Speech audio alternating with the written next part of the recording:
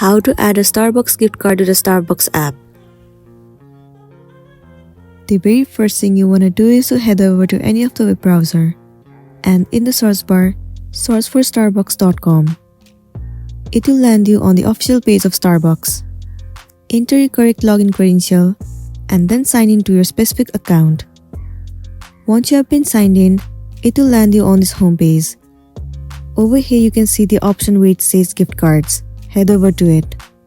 After that, you simply have to click on Add or Reload. This interface will appear on your screen. Here it says, get a free digital Starbucks card when you join Starbucks Reward or register a gift card you already have.